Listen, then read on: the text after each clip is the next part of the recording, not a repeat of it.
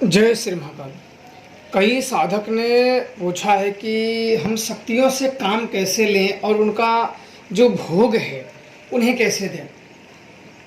तो कई लोगों मंत्र साधनाएं कर लेते हैं और उनको तरीकों का ज्ञान नहीं होता है या ज्ञान ना होने के कारण कभी कभी वो उलट पुलट भी कर देते हैं, जिससे वो अपने फ़ायदे के लिए तो इस्तेमाल नहीं कर पाते हैं पर उन सब में अपना नुकसान वो अवश्य कर लेते हैं। उन सब विषय में आप लोगों को मैं बताऊंगा, जिससे आप लोगों के कई चीज़ें जो डाउट हैं वो क्लियर हो जाएंगे और आप इन सब की पूजाएं कर सकते हैं।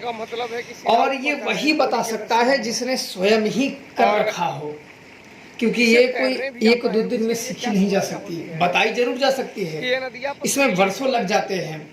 आप जगह जगह जाके, मैंने जब ऐसे क्रियाएं करते थे तो जगह जगह जाके दान मारना, प्रेत लगाना, पूजा देना, कैसे प्रेत देखना, वो कई वर्ष लग जाते हैं पूरी क्रिया सीखने में, समझने में, जानने में। कोई एक दिन की ये क्रिया नहीं होती, लंबी क्रिया होती है, लंबा अभ्यास होता है और मेरा बहुत लंबा अनुभव है इस सब विषय में।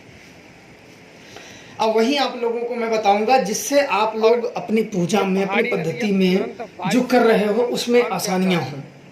हम अवश्य शक्तियों से कार्य ले सकते हैं और लेते भी हैं। जो साधक हैं लेते भी हैं।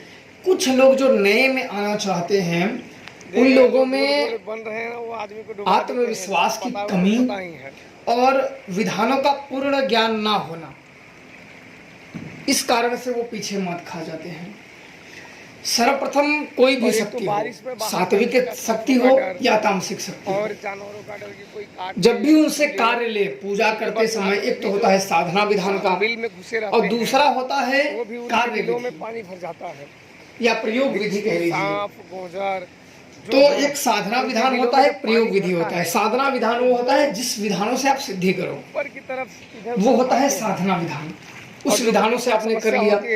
अब प्रयोग विधि जो होती है तो उसी जो आप साधना काल में आपने जो पूजा दिया है वही प्रयोग विधि में, कई में एक माला जप किया जाता है, कई में 11 बार, कई में 7 बार मंत्र जप करके अपने कार्य बोल दिया जाते हैं। उस शक्ति से अपने कार्य बोल दिए जाते हैं कि हमारा फला कार्य, ये काम या जो आपकी कार्य आप उनसे कराना चाहते हैं वो कार्य आप बोल दें। जब वह कार्य की सिद्धि हो जाए तो पूजा देना बिल्कुल नहीं भूलना चाहिए। जो कार्य आप उनसे कराएं उस कार्यों के बाद आप पूजा देना बिल्कुल नहीं भूलना चाहिए। अन्यथा फिर कभी आपको अगर मुसीबत पड़ी, क्योंकि आप शक्ति अगर हैं और ये आप ऊपरी बाधाओं का इलाज करते हैं तो आपको इन शक्तियों की जरूरत पड़ेगी ही पड़ेगी।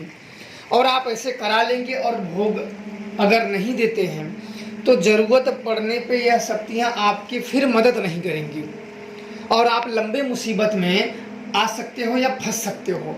मान लो किसी का प्रेत बाधा हटाने गए तो उसमें आपने हटा दिया, फिर आपने पूजा नहीं दिया, तो ये आपकी शक्तियाँ नाराज हो जाएंगी। अगर नाराज हो गए तो फिर दिक्कत हो जाएगी। और कई लोग बोलते हैं कि हम तो फ्री में कर देते हैं। तो देखो, आप अगर कोई भी शक्ति को सिद्ध करोगे तो आप बिना कुछ भोग लगाए ही दोगे, या तो सात्विक लगाओगे या तामसिक लगाओगे। जिस पद्धति की आप सिद्धियां हासिल करना चाहते हो, सात्विक पद्धति से या तामसिक पद्धति से, तो भोग तो लगाना ही पड़ता है। तो ये सब उन लोगों की बनावटी चीज़ें होती हैं। ऐसे लोगों के बाद मेरे को लगता नहीं कि कुछ होता भी होगा, न तो ऐसे कोई करता भी है, न तो स्वयं ही वो शक्तियाँ, देखो सभी को आपको लगता है आकर्षित होती हैं, उनसे आकर्षित होती है। जैसे आप लोग, कई लोग या प्रेत, मंत्रों से प्रेत आकर्षित किए जाते हैं, भूत आकर्षित किए जाते हैं, परी, यक्षिणी, अप्सरा।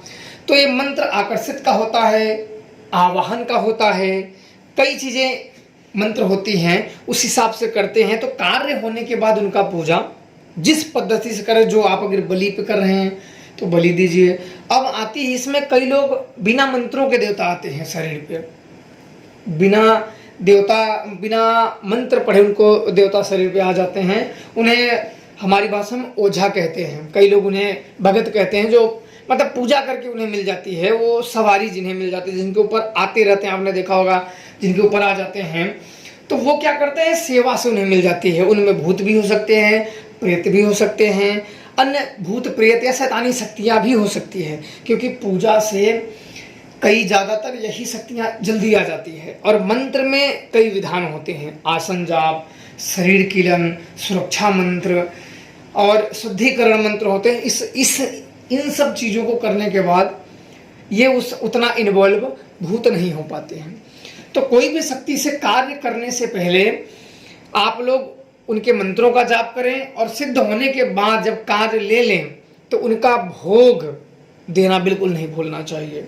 भोग अगर नहीं देंगे तो वो प्रेत भी जिसका आप पकड़े हो वो भी छोड़ देंगे, और जरूरत पड़ने पे आपकी ही शक्ति आपका मदद नहीं करेंगे। तो आप लोग समझ गए होंगे कि भोग अगर उन शक्तियों से काम ले लेते हो तो भोग देना कितना जरूरी होता है, वो आप लोग समझ जाइए।